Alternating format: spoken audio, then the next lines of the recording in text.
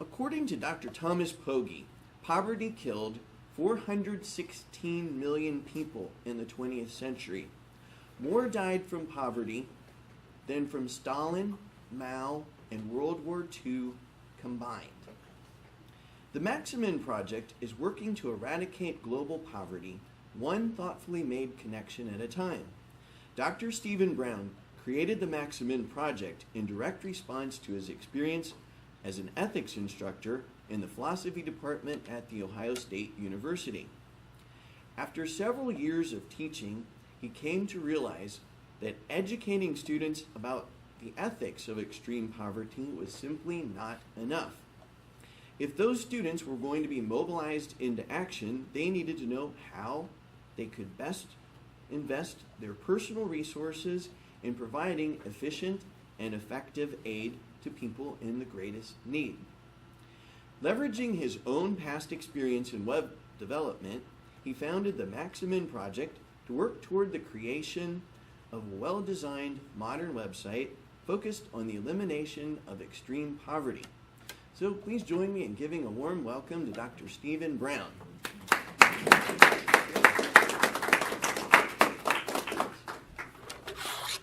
Hi.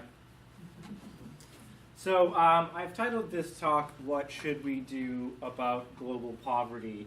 I am fond of sentences that have double meanings.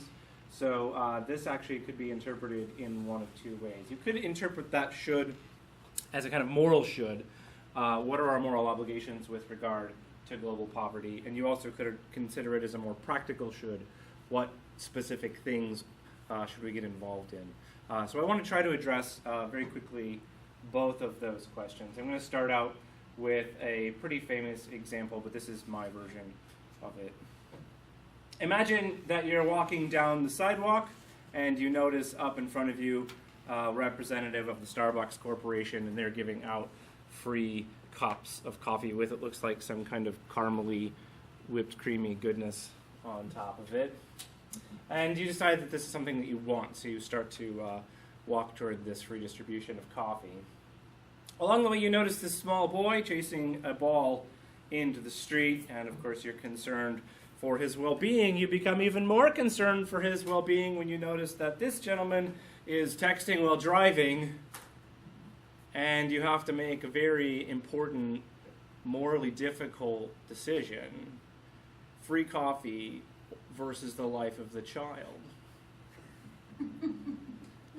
Now, you laugh, I take it, because this is not a difficult moral decision. This is a fairly straightforward moral decision. Of course, you save the child.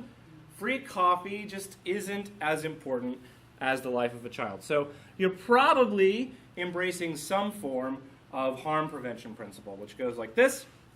If we have the power to prevent a great harm without sacrificing anything of similar value, then we should. That's what's going on here. This child is about to die. All you have to give up is this free cup of coffee. If you were talking about your child versus this child, or you're on the way to you're trying to get people out of a burning building and you have to let this child get run over, maybe. But when you're talking about merely a cup of coffee, this is obviously not something that you should do, right? Great. So, here are a couple of intriguing facts about the world. Approximately 17,000 children die daily from poverty-related causes. What that basically means is there are a number of child-related deaths that occur from causes like diarrhea that only appear in areas where extreme poverty is prevalent, right? So that's the kind of way they measure things like this. Here's another fact about the world. 870 million people out of the 7.1 billion that exist on the planet suffer from chronic undernourishment. That's about 1 in 8. So that's sort of the bad news. Maybe this is bad news too. Here's some other news. The number one health problem in the United States is obesity. This strikes me as very troubling, right? The fact that about 1/8 of the people on the planet are suffering from undernourishment. And our biggest health problem is that we can't stop sticking the yummy things in our mouths. Seems like an indicator that something is pretty seriously out of order. You probably know that Americans are among the wealthiest people on the planet, and I use this illustration. When we think about the wealthiest people on the planet, we think about giant mansions and sparkly gems and fancy yachts. But one of the things I want to try to do today is challenge that notion of wealth. So I think most of us would feel uncomfortable calling this particular family wealthy, a two-adult, two-children family making $50,000 a year. But that family is, in fact, among the 8.3% of the richest 8.3% of the world's population. They make about 11 times more income per person than is typical globally. So I want to make this claim that we are, in fact, in a position where we have the power to prevent great harms by means of getting involved in projects that address things like chronic undernourishment, poverty-related deaths, extreme poverty-related deaths. We have the power to get involved in those fairly significantly without undertaking equivalent harms to ourselves. But you might think, well, hold on a minute. My wealth makes me really, really happy, and so I kind of have this excuse that it's my wealth and it makes me happy, so I get to hold on to it. Obviously, there is something to this, but I'm concerned for reasons like this. Above a certain threshold, wealth does not significantly impact our happiness. So this is a graph of life satisfaction versus gross national income per capita. And you can see that there's a pretty sharp increase at the beginning. If you don't have any wealth, then things are rough for you. And as you gain wealth, you very rapidly gain satisfaction with your life, up into a point where it basically levels off. I usually like to illustrate this by talking about shoes. If you have no shoes, then there are certain things about your life that are very problematic. There's a lot of pointy, icky, slimy nasties on the ground that you have to step on.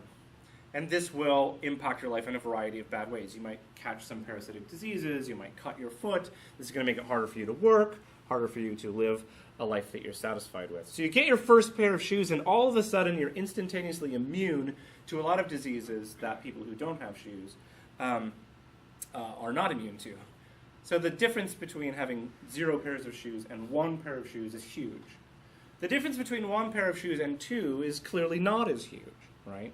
It will improve the goodness of your life. Say you've got like sandals versus boots.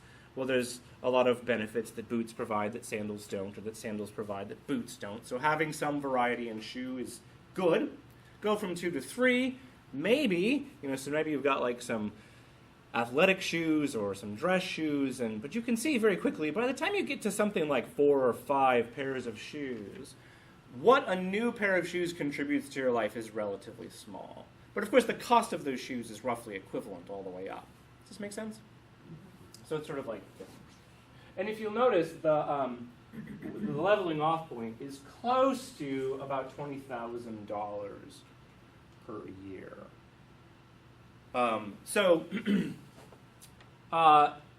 There's something fairly intuitive about this. If you think about someone, let's go back to numbers that I think we're mostly a little more comfortable with. Imagine someone that has $100,000 a year. They're generally doing pretty well. I think we would feel fairly comfortable saying that they've got all of their basic needs satisfied, and they've got enough money to basically do pretty much whatever they want, right? Unless they want to go in for yachting or something very, very expensive. For $100,000 a year, you can pretty much do whatever you want, right? If you're careful with your money.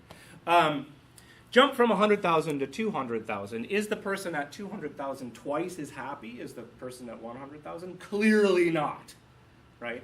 There's this kind of threshold where after you get to a certain point, the money just doesn't help you anymore. It doesn't make you happier anymore.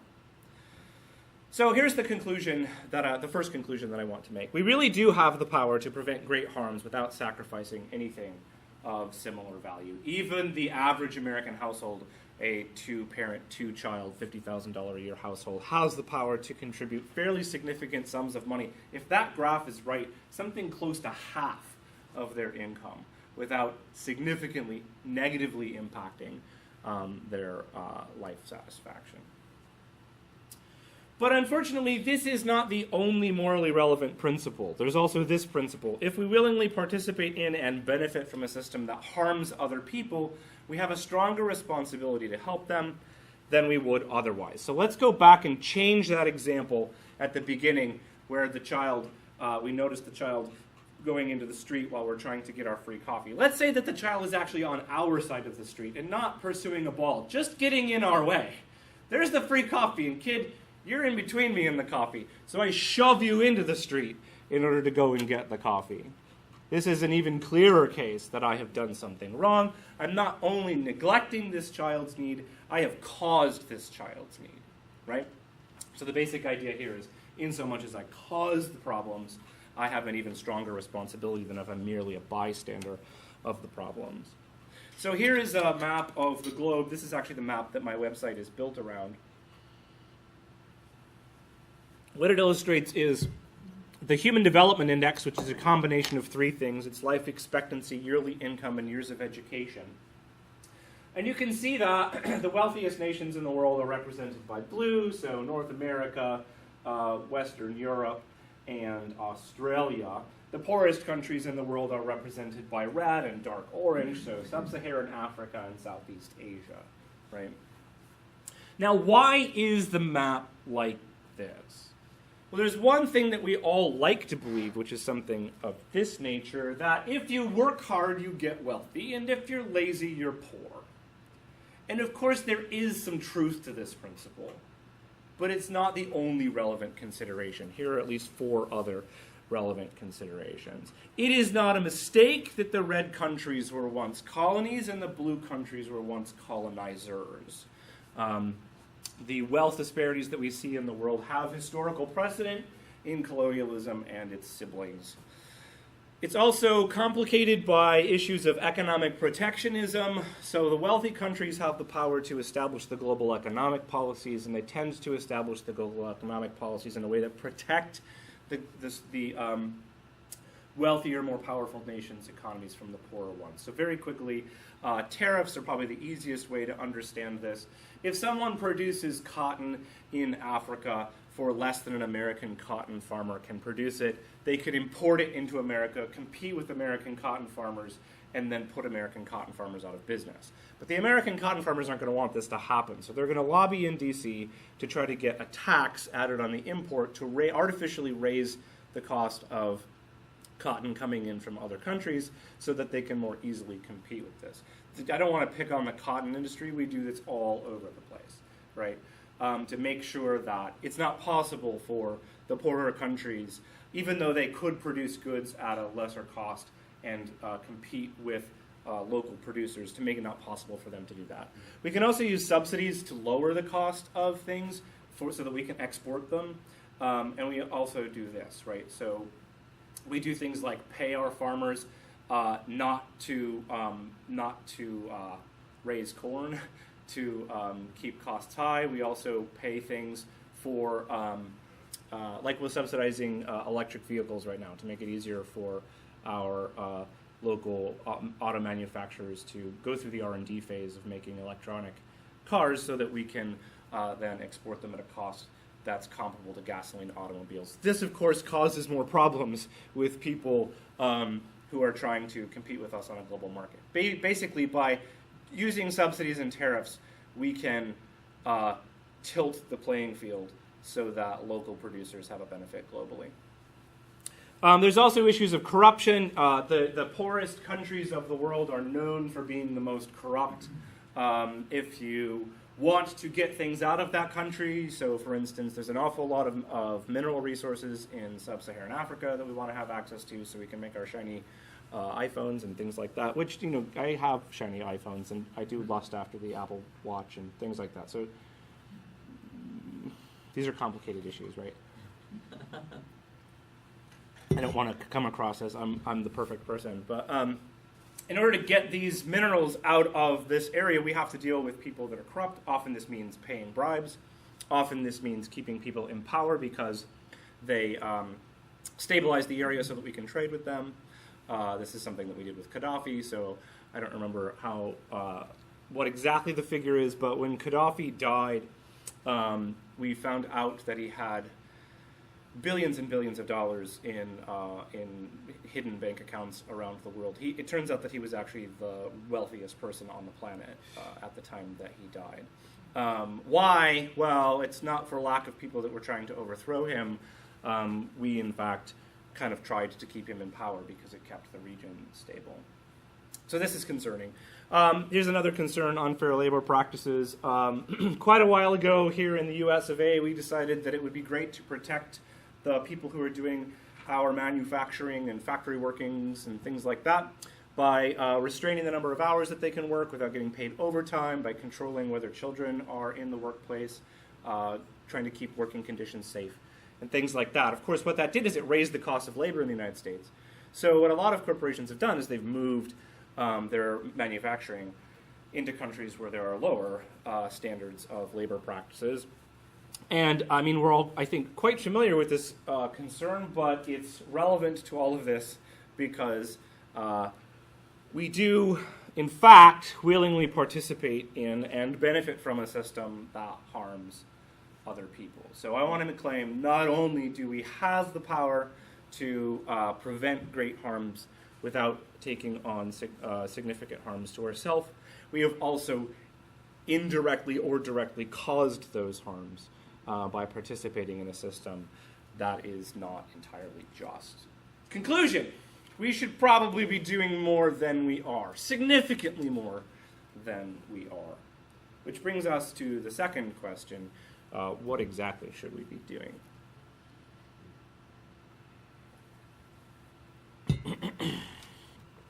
There's a temptation to say, well, look, if I've got a ton of shoes, and there are kids in the world who need shoes, I should get on an airplane with a big bucket of shoes and go give it to them. So this is literally an image that I picked up just by Googling white children, or white people giving black people shoes. There are lots of images that you will find. There are several very serious concerns with this, right? First of all, hopping on a plane and going across the world costs a significant amount of money. It's not the most efficient way to distribute shoes, right? To have whole families, for instance, fly across the world and give out shoes. It also has a tendency to perpetuate some pretty problematic racial stereotypes that the white people come in and they help the people with dark skin. I didn't actually notice this when I first found this image, but if you look closely, this young man is wearing gloves in putting shoes on this other child, which of course is a very kind of subtle but very disturbing trend, right? Like, I don't feel comfortable touching you.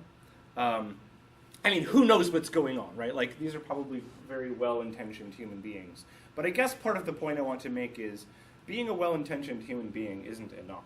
You have to be very careful about what you do. Of course, also just handing out shoes causes problems like putting out of business local shoe producers, right? It's very difficult to compete with free. And this creates a problematic dependency of the local people in the area for shoes that can't be satisfied locally, so that they have to depend on people bringing in shoes. Here's another example, not so much at a personal family scale, but at a larger organization scale. This is what appears to be a brilliant idea. It's called a play pump. What you do is you build this little spinny merry-go-round thing, and the children come and they spin around on it and they have a lovely time. But this is also a pump, and so it pulls water from a well and stores it in that tower, which we can also use as an advertisement to tell you to wash your hands. However, over time, play pumps all end up looking like this. Nobody uses them. They don't use them for several reasons. First of all, children don't really want to pump water all day, right?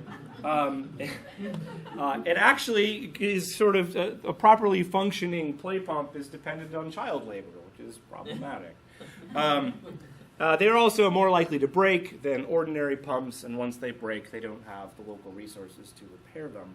So they go into disrepair and they become neglected. Another example of situations where what appear to be great ideas with certainly well-intentioned people behind them turn out either not to do any good or possibly even make things worse. So, if we're going to do something, we have to be careful. Here, very quickly, are 3 principles of good development work. You want to make sure that the things you're getting involved in are sustainable. They're not going to be like the play pump, where once you install it, if it breaks, it can't get fixed. Part of the way to do that, and valuable for its own reason, is to make sure that there's local ownership in the project, that people from the area care about the project, are invested in the project, ideally own and run the project, right? So that you're helping people who are already succeeding in the area rather than trying to bring in outside resources. You also want to make sure that you're empowering people locally. A lot of the problems in poverty-stricken areas aren't for lack of resources, right? It's for lack of power to control those resources, for lack of power to make sure where they go. So the Libya example is a wonderful one. There were plenty of resources in Libya, but they were all being controlled by a corrupt government that wasn't using those resources to benefit the people, right? So making sure that people of all economic and social situations are being empowered is a crucial component. So I was postponing earlier my favorite acts of kindness. Here are 3 projects that my organization recommends. The first one is called Heal Africa. They operate in the Democratic Republic of the Congo, which is the lowest overall Human Development Index country. What Heal Africa does is actually quite a wide variety of things. They take people who have learned basic medical skills already, and then they train them further in things that they'll specifically need in that area. So it's sort of a advanced doctor training. They also do things with women's issues, women recovering from sexual abuse, and things of that nature. Here's an organization from India. It's called Pratham. India is the country in the world where there are the largest number of people living below the $1.25 per day threshold that the UN and the World Bank and organizations like that use to define extreme poverty. Pratham is an educational organization, and they do tons of things. They work with the government to modify the education system to make sure that it's working more efficiently and things like that. But one of the projects that we're most fond of is one that's called Read India. And Read India takes essentially circuit teachers, and they will take a group of teachers with some teaching resources, and they'll go to a village, and they'll stay there for, I believe it's 10 days. They'll test everybody in the village for their reading capacities. They'll rank them, and then they'll take all the children of the same rank and put them in a group, give them some resources to help them, train some of the local folk to do that, and then they'll leave. They'll go to another village and work there for 10 days and move on. They'll come back about a month later, and I believe they do this 3 times. So it's like 3 10-day visits. And in the process of doing that, they've shown that they're tremendously efficient, cost efficient, and also very effective at helping people learn to read. This is an organization called SOIL, Sustainable Organic Integrated Livelihoods in Haiti, which is the Western Hemisphere country that has the most significant poverty. SOIL is a sanitation organization, so obviously sanitation is linked to health problems for lots and lots and lots of reasons. Sanitation usually depends on a fairly well-established infrastructure, at least if you have the porcelain flushy things that we usually use, because you have to have the water to get into the toilet, you have to have the sewage system for it all to go into, and then you have to have water treatment plants to deal with all of the water that you're polluting in doing that. And that takes quite a lot of stable infrastructure, which Haiti doesn't have. So what SOIL is doing is they're producing a system for waste management that is very, very simple. They get these big buckets and they stick them in these buildings, and they build a little plywood box with a plastic seat on it. The plastic seat is a little bit specialized. It separates the solid from the liquid waste. But that's the only really special engineering aspect of it. Then they have a truck, which I believe is actually called the Poo-mobile, and they hire local folk to come around and collect these. They bring these to areas where then they do human waste composting, which then they can generate soil-enriching fertilizers from, which is a problem because the soil in Haiti tends to be pretty bad. So this actually does a number of things all at once. It deals with the sanitation issue in a way that's really locally sustainable and doesn't require a stable infrastructure. It employs people to do all of this work. And it also helps local farmers to be more productive. So these are 3 projects that I'm quite fond of, that my organization is quite fond of. Let me tell you just a very little bit about my organization, and then we can stop and start talking. This is my organization, the Maximin Project. We're working to eradicate global poverty, one thoughtfully made connection at a time. I believe Derek already read you that lovely byline of ours. But this is my email address if you want to get a hold of me and talk about things. We can also talk here, because we have, I believe, still close to an hour, because I was very efficient in going through my slides.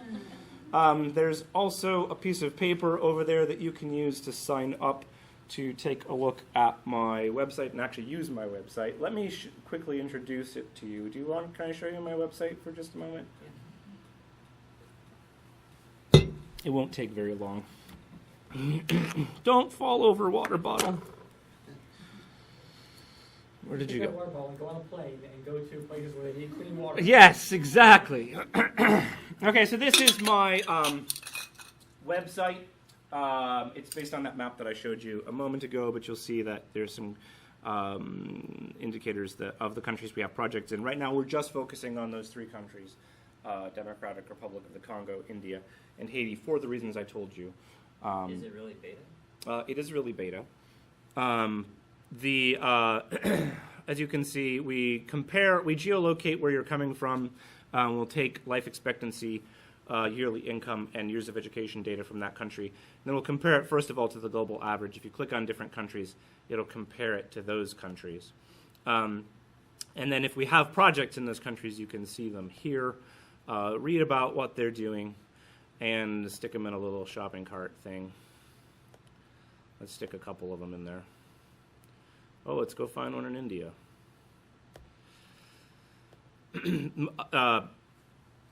We only have 5 projects at the time. I've shown you 3 of them. There's 2 others that we can talk about if you want to. Once you do that, you can decide how much you want to give. Say we want to give, well, I'm going to give a lot.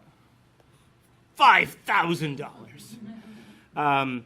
And then this shows you you can control how it gets distributed. So by default, there's 3% payment processing fee. That's we have to pay that, and that's just provided at cost.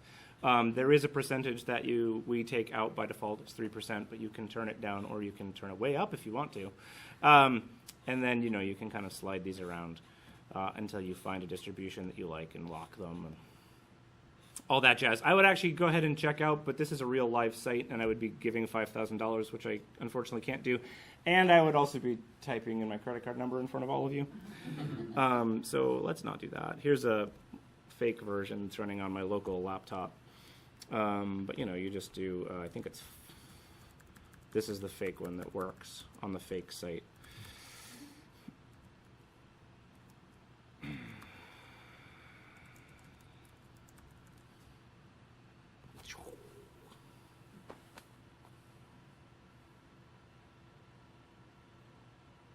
Yay.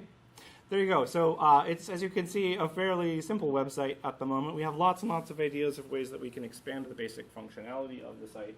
But one of the goals is really to make finding effective projects in the neediest regions as easy as possible and giving to them as easy as possible. So there you go. That's what I have to say. If you want to use that beta and actually make live donations, you can. You don't have to make live donations. You could just click around and find things. Sign up on that little sheet over there, and I'll make sure that I send you an invitation, because right now it's not open to everybody. Thank you, ladies and gentlemen, for letting me blather at you.